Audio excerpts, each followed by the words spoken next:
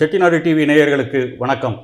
தொடர்ச்சியாக நமது நேர்காணல்களில் நகரத்தார்களில் மிகப்பெரிய ஆளுமைகளை நாம் நேர்காணல் செய்து கொண்டிருப்பது நீங்கள் அத்தனை பேரும் அறிந்ததுதான்.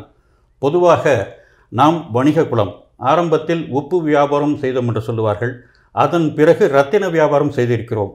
ஆக நமது ஜீனில், டிஎன்ஏயில் இந்த இரத்தின வியாபாரம், நகை வியாபாரம் என்பதெல்லாம் பதிக்கப்பட்டு காலகாலமாக தொடர்ந்து வந்து கொண்டிருக்கின்றன.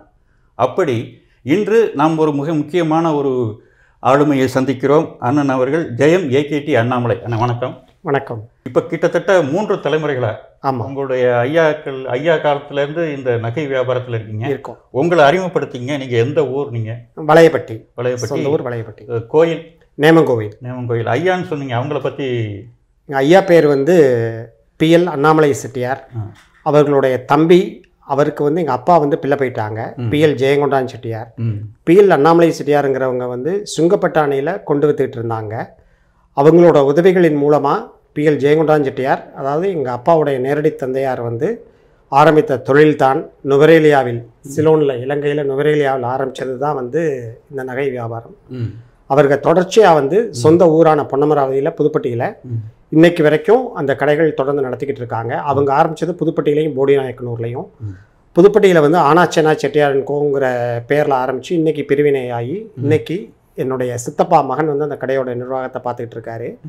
நான் வந்து போடிநாயக்கனூரில் ஐயா ஆரம்பித்த கடை ஏஆர்எம்எஸ்என்கோங்கிற பேரில், இப்போ வந்து ஜெயம் ஜுவல்லர்ஸுங்கிற பேரில் வந்து நான் தான் அதுக்கான உரிமையாளர். இப்போ அதுக்கப்புறம் வந்து நான் 1999 நான் வந்து ரோலுக்கு வந்தோன்னே மதுரையில் ஜெயம் ஜுவல்லர்ஸுங்கிற ஸ்தாபனத்தை ஆரம்பிச்சிருக்கேன். இது மதுரை வாழ் மற்றும் உலக நகரத்தார்கள் அத்தனை பேருக்கும் ரொம்ப பிரபலமான ஸ்தாபனம். 2015 காரைக்குடியில் வந்து ஒரு சிறிய அளவில் தான் ஆரம்பித்தேன் வேறு வியாபாரம். அதற்கான அடிக்கால் இட்டு கொடுத்தது வந்து மதுரை.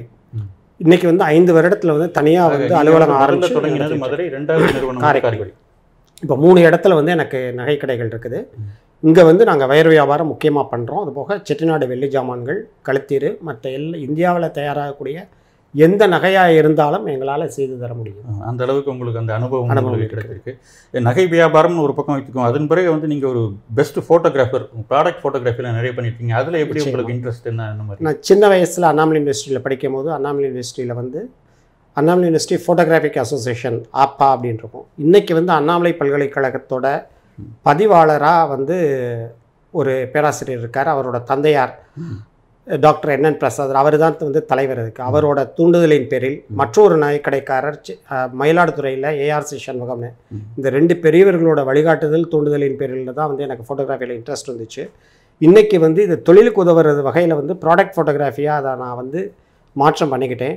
இன்றைக்கி வந்து இந்த ப்ராடக்ட் ஃபோட்டோகிராஃபியில் என்னென்ன டெக்னாலஜியை வச்சு எடுக்க முடியுமோ, லேட்டஸ்ட் எக்யூப்மெண்ட்ஸ் எல்லாம் வச்சு எடுக்க முடியுமோ எல்லாத்தையுமே பழகிக்கிட்டு இன்றைக்கி அதை வந்து நான் ஆன்லைன்லையும் லைவ் ஸ்ட்ரீமிங்லேயும் சரி, ஃபோட்டோஸை மார்க்கெட் பண்ணியும் சரி, என் பிஸ்னஸை வளர்த்துக்கிறதுக்கு அதே ஹாபியை, ரொம்ப செலவுமிக்க ஹாபியான ஃபோட்டோகிராஃபியை பயன்படுத்திக்கிட்டு இருக்கேன். Okay okay.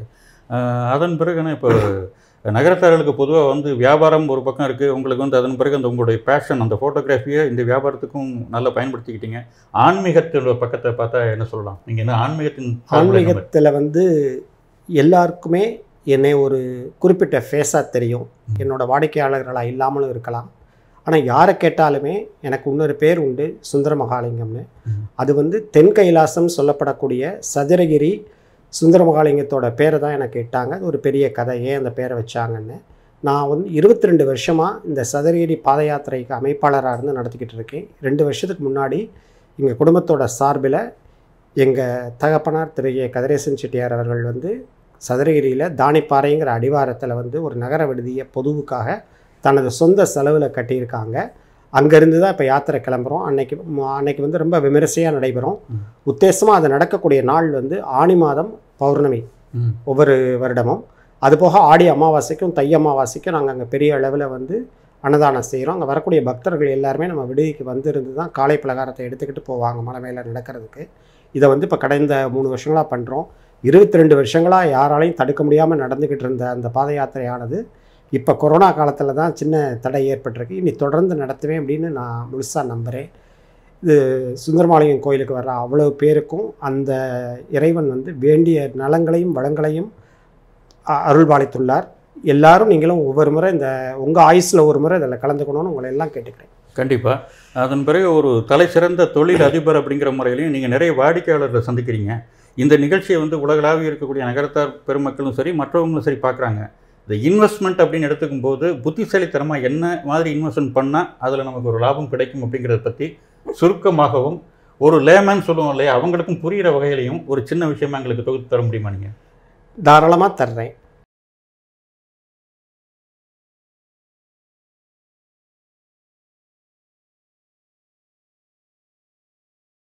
இன்றைக்கி முதலீடு அப்படிங்கிற தலைப்பில் நான் பேச போகிறேன். இந்த முதலீடுங்கிற விஷயத்துக்கு யார் யாரெல்லாம் தகுதியானவங்கிறத முதல்ல பார்ப்போம். யாருக்கெல்லாம் வயசு 23 ஆயிருச்சோ, 58 வயசு வரைக்கும் ஆயிருச்சோ, இந்த இடப்பட்ட வயதுக்காரங்கள் எல்லாருக்கும் இந்த முதலீடுங்கிற விஷயத்துக்கு தகுதியானவங்க தான். இதில் இன்னொரு விஷயம் என்ன அப்படின்னா, வருஷத்துக்கு 1 லட்சம் ரூபாய் சேமிப்பாக இருக்கணும். அது அவங்களோட சம்பள பணத்திலையோ அல்லது தொழில் செஞ்சு ஈட்டிய பணமோ வருடத்துக்கு 1 லட்சம் ரூபாய் சேமிப்பு உள்ளவங்க இந்த முதலீட்டுக்கு தகுதியானவங்கராகிறாங்க. அவங்களோட வயது வரம்புங்கிறது 22லேருந்து 58 வரைக்கும் நம்ம சொல்லலாம். முதலீடுனா என்ன?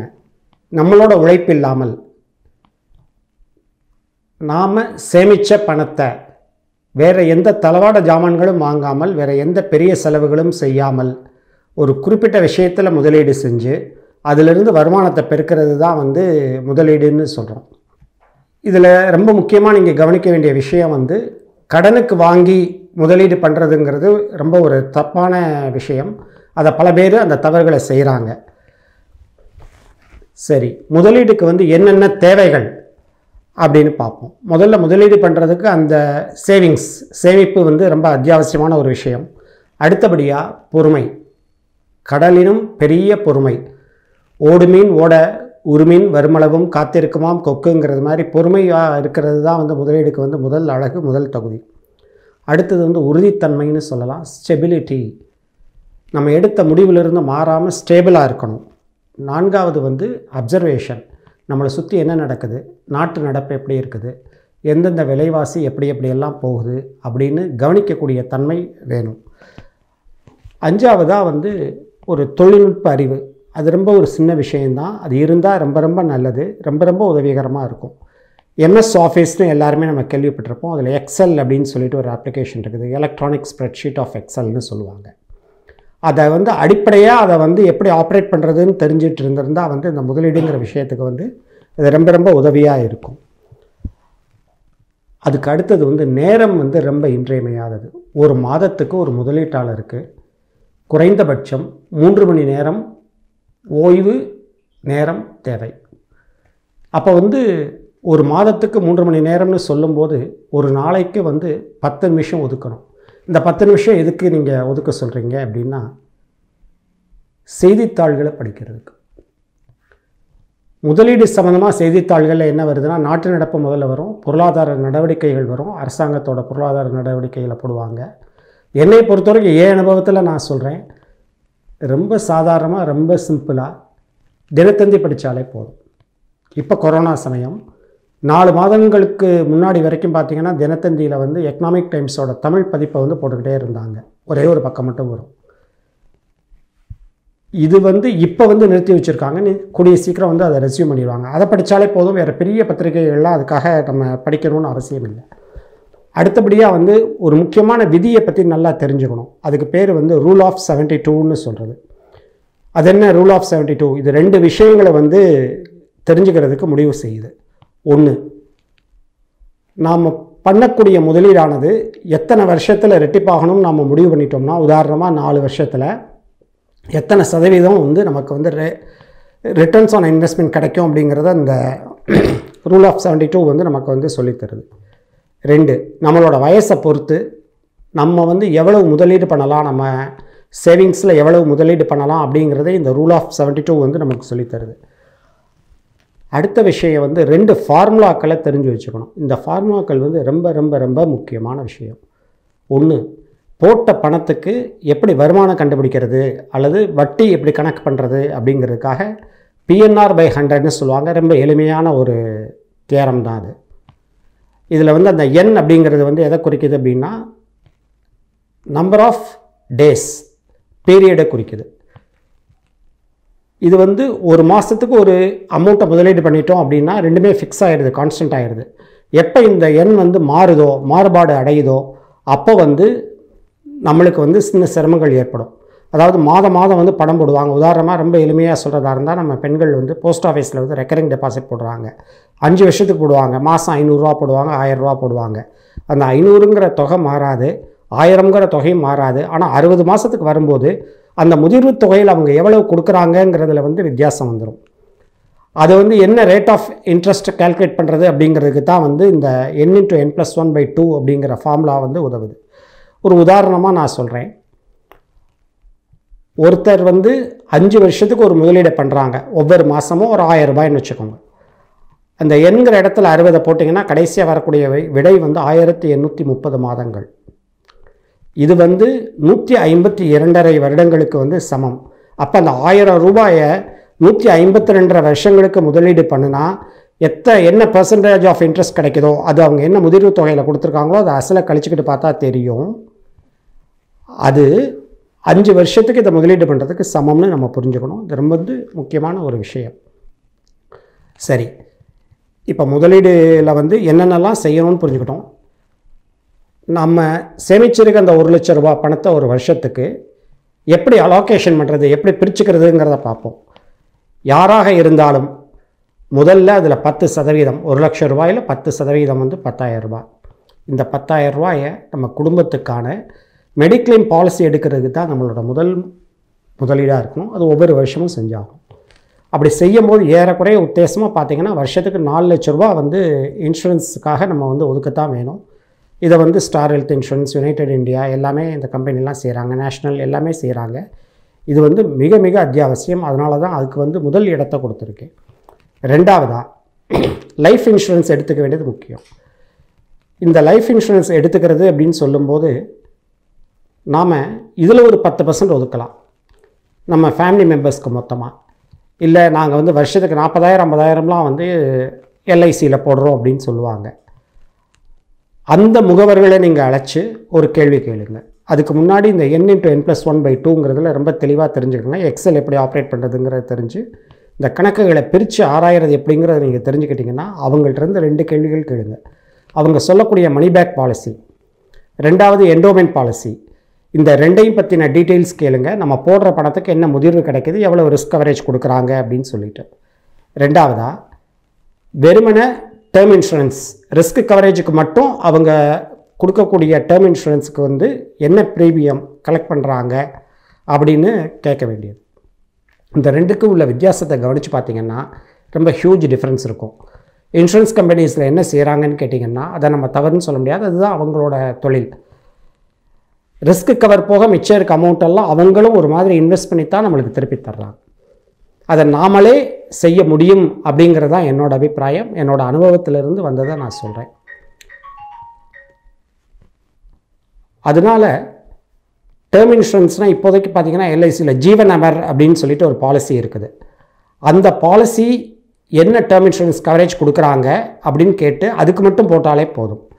ஆக குடும்ப உறுப்பினர்கள் எல்லாருக்குமே அது கவர் ஆகிடும். இதில் இன்னொன்று நீங்கள் நல்லா ஞாபகம் வச்சுக்கணும், எப்போ டேர்ம் இன்சூரன்ஸ் போடுறோமோ அதில் வந்து பணம் திரும்பி வராது.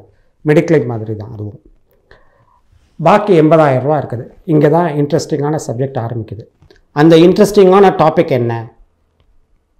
80,000 ரூபாயை முதலீடு எப்படி செய்கிறதுங்கிறது தான் நம்ம பார்க்க போகிறோம். நம்ம வீடுகளில் கவனிச்சிங்கன்னா பெண்கள் வந்து மாதம் முதலீடு பண்ணுறதுன்னா அவங்களோட முதல் தேர்வு நகைக்கடைகளில் கொண்டு போய் மாதம் நகைச்சீட்டு சேருவாங்க. 1. 2, சிலர் வந்து என்ன செய்வாங்க, பேங்க்கில் வந்து ரெக்கரிங் டெபாசிட் போடுவாங்க.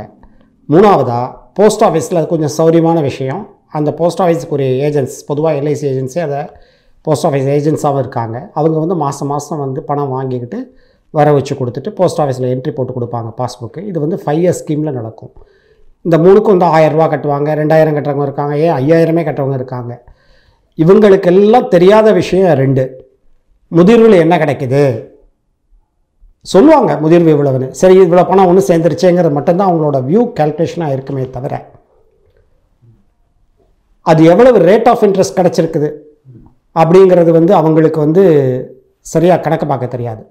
அதனால தான் இந்த ஃபார்முலாவை பயன்படுத்தணும்னு சொல்கிறோம், n×n+1/2.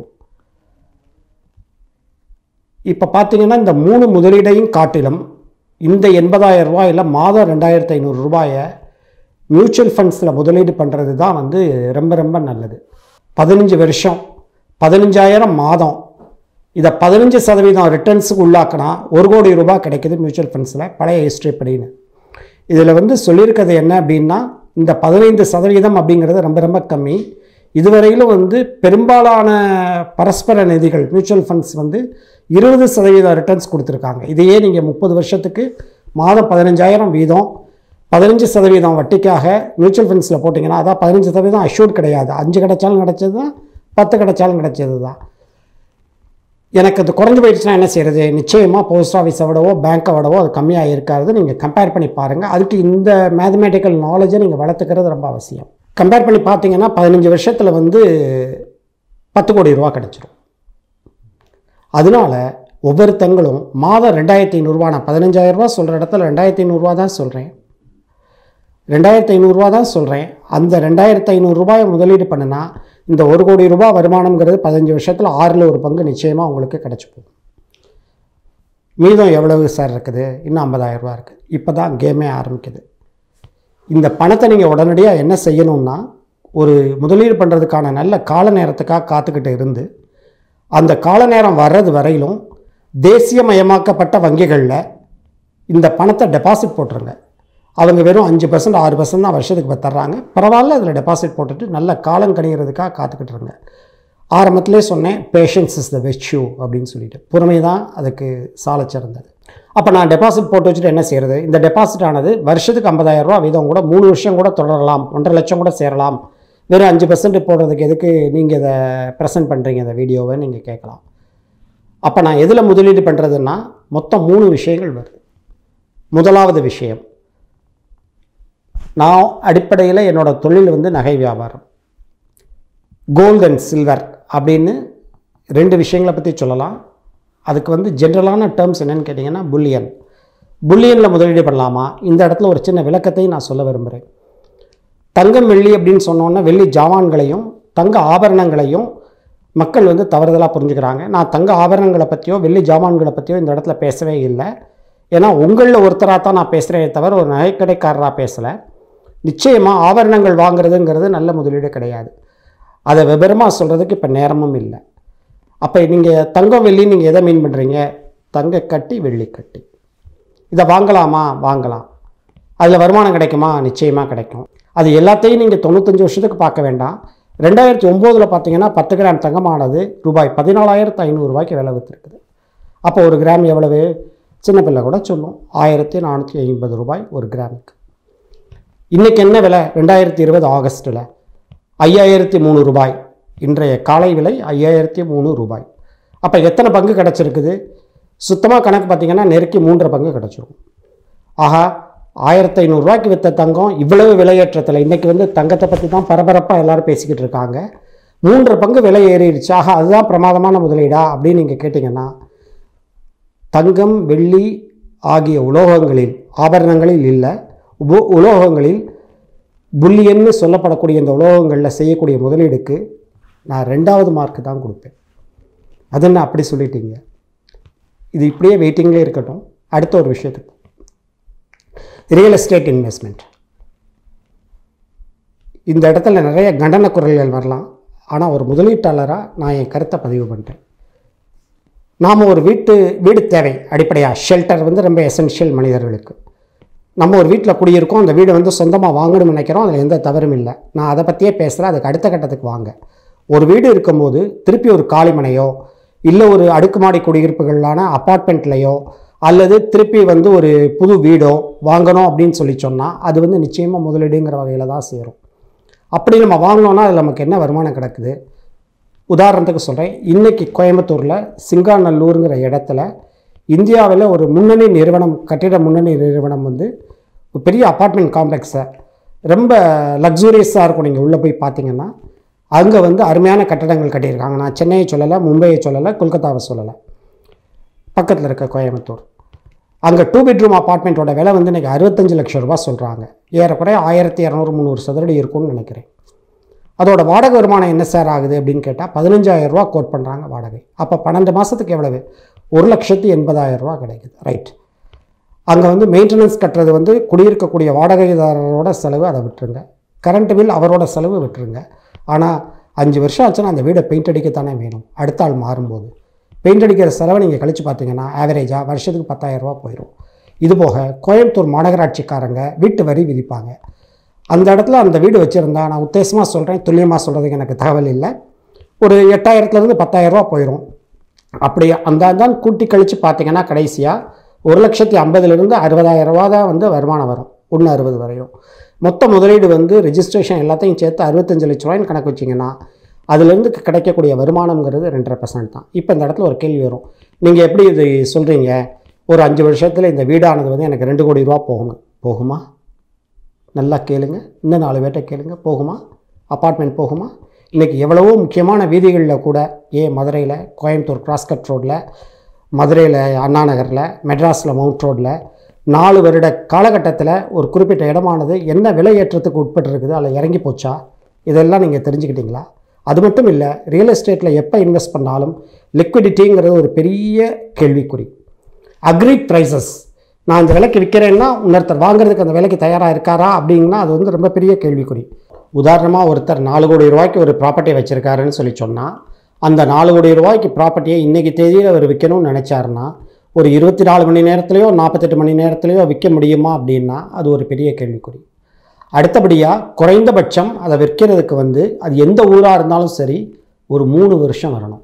4 கோடி ரூபாய்ங்கிறது நான் 3,95க்கு வாங்கிக்கிறேன்னு ஒருத்தர் உடனே வந்துட மாட்டார். 3,50 கோடிக்கு கேட்பார். இவர் 4,50 கோடி சொல்லித்தான் 4 கோடிக்கு வருவார். இந்த பேரம் படிகிறதுக்கே நாட்கள் போகும். சரி, இந்த ரியல் எஸ்டேட் இன்வெஸ்ட்மெண்ட்டுக்கு நீங்கள் எத்தனை மார்க் தருவீங்க? ஏன்னா சொத்து இல்லையா, நீங்கள் எப்படி மார்க் தருவீங்களா? நிச்சயமாக கிடையாது. நான் 3வது ரேங்க்கு தான் தருவேன். ஏன்னா சொல்கிறதே 3 விஷயங்களை பற்றி தான் சொல்கிறேன். இதில் 3வது விஷயம் வந்து ரியல் எஸ்டேட்டுக்காக கொடுக்குறேன். தங்க வெள்ளியை காட்டிலும் இன்றைக்கி தேதிக்கு ரியல் எஸ்டேட்டு வந்து விலை ஏறுதாங்கிறதும் ஒரு கேள்விக்குறி. சரி, முதல் விஷயம் என்ன? Share market. ஷேர் மார்க்கெட்டா? என்ன இப்படி சொல்கிறீங்க? அது படு பாதாளமாச்சே, படுகொலியாச்சே, அதில் விழுந்தவங்களாம் அட்ரஸ் தெரியாமல் போனாங்களே, நீங்கள் ஷேர் மார்க்கெட்டுக்கு நான் முதல் இடம் கொடுப்பேன்னு சொல்கிறீங்களே, அது எப்படி ஒத்துக்க முடியும்? அதில் வந்து பணம் சம்பாதிச்சவங்க யாரையாவது உங்களால் காமிக்க முடியுமா? இதெல்லாம் வந்து ரொம்ப காமன் கொஸ்டின்ஸ். இதெல்லாம் ஏன் கேட்குறாங்கன்னு தெரியுமா? அந்த மாதிரி படுகொலியில் விழுந்தவங்க, காணாமல் போனவங்க எல்லார்ட்டையும் நீங்கள் போய் ஒரு கேள்வி கேட்டு பாருங்கள். நீங்கள் அங்கே எப்படி முதலீடு பண்ணீங்க அப்படின்னு. அடிப்படை அறிவு எதுவுமே இல்லாமல் அவங்க முதலீடு பண்ணியிருப்பாங்க, கடனுக்கு வாங்கி செஞ்சுருப்பாங்க. இந்த வீடியோ பதிவோட முதல்லையே நான் சொன்னேன், நிச்சயமாக கடனுக்கு வாங்கி செய்யக்கூடாது அப்படின்னு சொல்லிட்டு. இந்த ஷேர் மார்க்கெட்டை பற்றி சொல்கிறதுக்கு முன்னாடி இந்த ரூல் ஆஃப் 72ன்னு சொன்னேன் இல்லையா, அதை டீட்டெயிலாக இப்போ சொல்கிறேன், கேட்டுக்கோங்க. இந்த ஸ்லைடை நீங்கள் கவனித்து பாருங்கள். ஒரு முதலீடானது குறிப்பிட்ட காலவரையில், உதாரணமாக 4 வருட காலவரையில் அது ரெட்டிப்பாகணும்னு சொல்லி சொன்னால் நீங்கள் செய்ய வேண்டியது என்னென்னா 72 4 வருடத்துக்கு வளர்த்துருங்க. கிடைக்கக்கூடியது என்ன? 18%. அப்போ ரிட்டர்ன் ஆன் இன்வெஸ்ட்மெண்ட்ஸ் வந்து 18% இருந்தால், காம்பவுண்டிங்கிற முறையில் அசலும் வட்டியும் சேர்ந்துக்கிட்டே இருக்கணும் ஒவ்வொரு வருஷத்தில். அந்த மாதிரி இருந்தால் சரியாக 4 வருஷத்தில் ₹1.94 உத்தேசமாக ₹2 அது ரெட்டிப்பாயிரும். இதுதான் விஷயம். ஏன் இந்த 4 வருஷத்தை நீங்கள் சொல்கிறீங்க? சொல்கிறதுக்கு காரணம் இருக்குது. இது வந்து ஒரு ரீசனபிள் எக்ஸ்பெக்டேஷன், நியாயமான எதிர்பார்ப்பு. எனக்கு 2 வருஷத்தில் டபுள் ஆகணும், அதாவது 36% வட்டி வேணும்னு ஒருத்தர் எதிர்பார்த்தாரா, 72/2 36. அவர் வந்து பேராசைப்படுறாருன்னு அர்த்தம். எங்கேயுமே பேராசைக்கு ஒரு நல்ல பழமொழி உண்டு, பேராசை பெருநஷ்டம். பேராசைப்படாதீங்க. முதலீடு பண்ணணும்னு நினைக்கிறவங்க பேராசையே படக்கூடாது. நியாயமான ஆசைகள் வந்து வருது. இன்னும் சொல்லப்போனால் 5 வருஷத்தில் எனக்கு டபுள் ஆகணும்னு நினைக்கிறது தான் ரொம்ப சரியான ஆசை. ஆனாலும் நம்மளோட முயற்சி நேரங்களை செலவிடுற காரணத்தினால நான் வந்து 4 வருஷத்தில் டபுள் ஆகணுங்கிறத ஒரு எய்மாக வச்சு சொன்னேன். இப்போ இந்த ஷேர் மார்க்கெட்டை பற்றி சொன்னேனே, அதுக்கு வந்து 2 உதாரணங்களை நான் உங்களுக்கு சொல்கிறேன், கேளுங்க. ரிலையன்ஸ் இண்டஸ்ட்ரீஸ், இந்த பேர் தெரியாதவங்க யாராவது இருக்கீங்களா? Jio, Reliance Jio, Reliance stores, Reliance digital, Reliance tech, Reliance jewels, இதெல்லாம் அவங்களோட உதிரி தொழில்கள். மிக முக்கியமானது வந்து என்னென்னா பெட்ரோலியம் அண்ட் ரிஃபைனரி. பல காலமாக இந்தியாவில் இருக்கக்கூடிய ஒரு கம்பெனி. இந்தியாவோட டாப் 10 கம்பெனிஸில் இன்றைக்கி நம்பர் 1 வந்து ரிலையன்ஸ். இந்த நம்பர் 1 ரேங்கை எப்படி கொடுக்குறாங்க அப்படின்னா, இன்றைக்கி அவங்களோட ஷேர் ப்ரைஸஸ் மொத்தம் எவ்வளவு ஷேர்ஸ் மார்க்கெட்டில் இருக்குது, அதை வகுத்தா என்ன தொகை வருது, அதில் யார் நம்பர் ஒன்னு பார்த்தா அதுதான் ரிலையன்ஸ் இண்டஸ்ட்ரீஸ். இன்றைக்கி அதோட கம்பெனியோட விலை இன்றைக்கி தேதிக்கு உத்தேசமாக 2100 ரூபாய். சரி, தங்கத்துக்கு நீங்கள் விலை பார்த்தீங்களே அதே மாதிரி ரிலையன்ஸுக்கு பார்ப்போம். இந்த சார்ட்டில் நீங்கள் பாருங்கள், 2009-10 வந்து ரிலையன்ஸில் வந்து ஒருத்தர் 100 ஷேர் முதலீடு பண்ணியிருந்தாருன்னா அதை நான் விலையை கொடுக்கல. உத்தேசமான விலை வந்து 470 500 ரூபாய் வந்து 2009-10 விற்றுக்கிட்டு இருந்துச்சு. அதுக்கப்புறம் 2 முறை வந்து ரிலையன்ஸ் வந்து போனஸ் கொடுத்துருக்காங்க 1:1 1:1. இதுக்கு என்ன அர்த்தம்னு கேட்டிங்கன்னா, 100 ஷேர் வச்சுருந்தா முதல் 1:1 200,000, அடுத்த 1:1 அது வந்து 400,000. இப்போ கடைசியாக கொடுத்தது இந்த 2017-18 தான் கொடுத்துருக்காங்க. ஆக 50,000 ரூபா முதலீடு பண்ணவர் ஒருத்தருக்கான குவான்டிட்டி வந்து இன்றைக்கி 400 இருக்கும். அப்போ வந்து இன்றைக்கி விலை 2,100 ரூபா வச்சா 8,40,000 ரூபா இருக்கும். அந்த 50,000 ரூபா முதலீடு ஏறக்குறைய 17 பங்கு. கரெக்டாக 17 பெருசா 3 பெருசா? இதுக்கு இடையில் நீங்கள் இன்னொரு கணக்கையும் சரி பார்த்துக்கணும். 4 வருஷத்தில் ரெட்டிப்பாச்சா 18% சொன்னேன். இங்கே 12 வருஷத்தில் நீங்கள் பார்த்தீங்கன்னா 16 பங்கு ஆயிருந்துச்சு அப்படின்னு சொல்லி சொன்னால் அது வந்து 18%. ஏறக்குறைய ரிலையன்ஸ் வந்து அதை அச்சீவ் பண்ணியிருக்குது. அது 4 வருடத்தில் 2 பங்கு, 8 வருடத்தில் 4 பங்கு, 12 வருடத்தில் 8 பங்கு. 8 பங்கு ரெட்டிப்பாயிருச்சு. ஆனால் ரிலையன்ஸ் வந்து அதுக்கு மேலே போயிடுச்சு, 17 பங்குக்கு போயிடுச்சு. அப்போ 36% வந்து ரிலையன்ஸ் வந்து ரிட்டர்ன்ஸ் கொடுத்துருக்குது. இதுதான் நீங்கள் தெரிஞ்சுக்க வேண்டிய விஷயம். அடுத்த உதாரணத்தையும் சொல்கிறேன். ஐடிசி, இந்தியன் டொபாக்கோ கம்பெனி, தம் விற்கிற கம்பெனி. அப்படி தான் எல்லோரும் நினச்சிக்கிட்டு இருக்காங்க. அது ஒரு காலம் இந்திய அரசாங்கம் ஒவ்வொரு பட்ஜெட்லேயும் அது யார் நிதி மந்திரியாக இருந்தாலும் சரி, சிகரெட் மேலே வரிக்கு மேலேயா போட்டோன்னே இந்த சிகரெட் விற்கிற கம்பெனி வந்து இன்றைக்கி வந்து அக்ரிகல்ச்சர் பை ப்ராடக்ட்ஸை வந்து அதை எக்ஸ்போர்ட்டில் தான் அதிகமான வியாபாரத்தை பார்க்குறாங்க. அவங்களோட கால் தடம் பதித்த ஏரியாக்கள் வந்து ரொம்ப அதிகம். இன்றைக்கி 5 நட்சத்திர ஹோட்டல்கள், ஐடிஜி, ஷோலா ஷெர்டன்லாம் சொல்கிறாங்க. கிளாஸ்மேட்டுங்கிற பிராண்டில் நோட்புக் விற்கிறாங்க, ஆஷிர்வாதுங்கிற பிராண்டில் கோதுமையை விற்கிறாங்க. இன்னும் ஏகப்பட்ட தொழில் அவங்க இருக்காங்க. அதுக்கான ஒரு லிஸ்ட்டு சார்ட்டும் நான் உங்களுக்கு கொடுத்துருக்கேன், அதில் தாராளமாக பார்க்கலாம். அந்த கம்பெனி 2010 வந்து ஏறக்குறைய வெறும் 70 ரூபா தான் வந்தது. இந்த 10 வருஷத்தில் அந்த கம்பெனியானது 2 தடவை போனஸ் கொடுத்துருக்காங்க.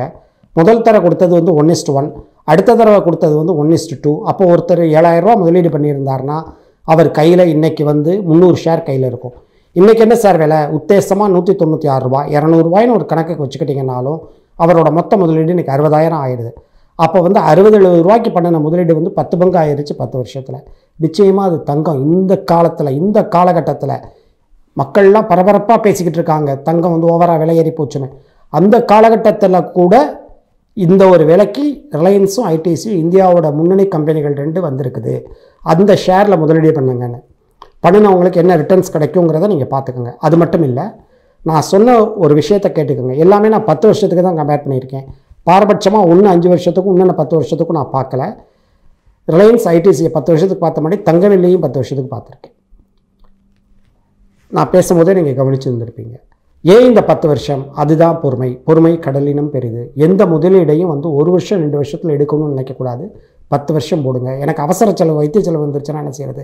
அதான் ஏற்கனவே இன்சூரன்ஸ் போடுறதுக்கு திட்டம் போட்டு கொடுத்துட்டேனே. திடீர்னு எங்கள் வீட்டில் ஒருத்தர் முக்கியமானவர் இறந்து போயிட்டார், அதுக்கு தான் நீங்கள் டெத் கவர் போட்டிருக்கீங்களே. மாதம் நான் வந்து பொம்பளை பிள்ளை வச்சுருக்கேன், கல்யாணம் பண்ணணும், மியூச்சுவல் ஃபண்ட்ஸில் பணம் போட்டுக்கிட்டு இருக்கீங்களே, அதை எடுத்து எப்போ வேணாலும் இந்த 3 பங்கு தான் விலையேறி இருக்க தங்கத்தை வாங்கலாமே. ஏன் நீங்கள் இந்த மாதிரி முதலீடை தேர்ந்தெடுத்து செய்யக்கூடாது? ஏன் நிதானமாக இருக்கக்கூடாது? இது ஒரு அருமையான முதலீடு தான் நிச்சயமாக, எல்லாத்தையும் காட்டிலும். ரொம்ப முக்கியமாக இன்னொரு விஷயம் சொல்கிறேன். இந்த பிஜேபி கவர்மெண்ட் ஷேர்களை விற்றால் லாங் டேர்ம் கேபிட்டல் கெயின்ஸுங்கிற பேரில் 10% வரி வந்து அறிவிச்சிருக்காங்க சமீபத்தில். அதுக்கு ஒரு தேதியையும் நிர்ணயம் பண்ணியிருக்காங்க. இப்போ தான் அது வந்திருக்குது அந்த விதி. இல்லாட்டி 1 இயர் கழித்து விற்றீங்கனாலே வரி கிடையாது. கூடிய சீக்கிரம் இந்த பழைய நிலைமைக்கு வந்து அரசாங்கம் வந்து பொருளாதாரத்தை கருத்தில் கொண்டு மாற்றிக்கிடுவாங்கன்னு முதலீட்டாளர்கள் எல்லாம் எதிர்பார்க்குறாங்க. இந்த கோரிக்கை வந்து நிதிமந்திரி வரையிலும் போயிருக்குது. அது மட்டும் இல்லை, இதே 4 கோடி ரூபா ரியல் எஸ்டேட்டில் இருந்தால் எப்படி விற்க முடியும்? லிக்விடிட்டி பற்றி பேசுகிறேன். ஏற்கனவே எப்படி விற்க முடியுங்கிறத டிஸ்கஸ் பண்ணோம். இது ஷேரில் விற்கிற மாதிரி இருந்தால் அச்சர சுத்தமாக உங்களுக்கு வெறும் 48 மணி நேரத்தில் உங்கள் கணக்கில் பணம் வந்து சேர்ந்து விடும். சரி, தங்கத்தில் நான் 4 கோடி ரூபா தங்கம் வச்சுருக்கேன், அதை எப்படி விற்கிறது? சில நிபந்தனைகளுக்கு உட்பட்டு, சில காலவரைகளுக்கு உட்பட்டு விற்கலாம். இந்த நாலேஜை நான் கெயின் பண்ணிக்கிட்டதுக்கு முக்கியமாக ஒருத்தரோட வாழ்க்கை சரிதத்தையும் அவரை பற்றி எழுதப்பட்ட நிறையா புத்தகங்களையும் நான் படிச்சிருக்கேன். அந்த இடத்துல நான் இதை சொல்கிறது, என்னோட மானசீக குருநாதர் அவர் தான். அவரை பற்றி இந்த இடத்துல நான் சொல்கிறது வந்து ரொம்ப முக்கியம். அவர் சம்மந்தப்பட்ட புத்தகங்கள் எங்கே கிடைச்சாலும் நீங்கள் வாங்கி படிக்கணும். அவர் தான் திரு வாரன் பஃபெட். அமெரிக்காவில் மிகப்பெரிய முதலீட்டாளர். அவர் சொல்கிற விஷயங்களை தான் இப்போ நான் வந்து தமிழில் சொல்லிக்கிட்டு இருக்கேன். நான் ஒன்றும் புதுசாக ஒன்றும் சொல்லலை. அடுத்தது வந்து வாரன் பஃபெட் சொன்ன இன்னொரு விஷயமும் இருக்குது. ஷேர் மார்க்கெட்டில் இந்த படுகொலை பாதாளங்கிறத பற்றி சொன்னேன். அது என்ன அப்படின்னா ஃபியூச்சர்ஸ் அண்ட் ஆப்ஷன்ஸ்ன்னு சொல்கிறது. இந்த ஆப்ஷன்ஸ் அப்படிங்கிற விஷயம் வந்து ஏறக்குறைய வந்து கேம்பிளிங், சூதாட்டம். நேயர்களே, உங்களை தயவு செஞ்சு உங்கள் காலில் விழுந்து கும்பிட்டு கேட்டுக்கிறேன், அந்த பாதாளத்தில் போய் நீங்கள் விழுந்துடாதீங்க. ஆப்ஷன்ஸுங்கிற பாதாளத்தில் விழுந்துடாதீங்க. ஃபியூச்சர்ஸ்னு ஒன்று இருக்குது. அதில் யாரெல்லாம் வெறும் 6 மாதத்துக்கு ஒரு முறை, அதையும் வந்து என்னோடய குருநாதர் வந்து என்ன சொன்னாருன்னா, futures and options are the most destructive weapons to distract the mass wealth அப்படின்னு சொல்லியிருக்காரு. போகாதைன்னு தான் சொல்கிறார். மீறி போகணுமா இருந்தால் 6 மாதத்துக்கு ஒரு தடவை வியாபாரம் பண்ணலாம். ஃபியூச்சர்ஸில் எதை பண்ணலாம்? தங்கம், வெள்ளியை ஃபியூச்சர்ஸில் 6 மாதத்துக்கு ஒருக்கா பண்ணினீங்கன்னா நல்ல லாபத்தோடு வெளியில் வரலாம். பண்ணாமல் இருக்கிறது தான் ஸ்டில் நல்லது. சரி, எப்போ வந்து அந்த ஷேரில் நான் முதலீடு பண்ணுறது, அதுக்கான காலம் கணிகிறதுக்கு நான் என்ன செய்யணும் அப்படின்னா, நீங்கள் காத்துக்கிட்டு தான் இருக்கணும். அனுபவம் தான் பெரிய ஆசான்.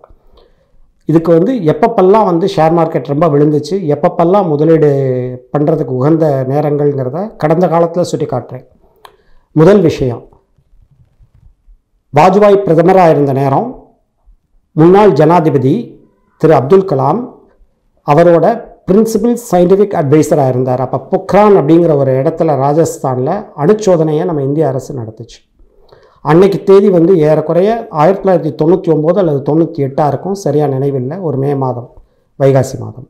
அப்போ வந்து மார்க்கெட் வந்து ரொம்ப கீழே இறங்கின நேரம். அதே மாதிரி அடுத்த ஒரு ஆப்பர்ச்சுனிட்டி வந்து 2008 வருஷம் வந்து ஒட்டுமொத்த உலகத்துலேயும் பெரிய வீழ்ச்சியை சந்திச்சிச்சு பங்கு மார்க்கெட்.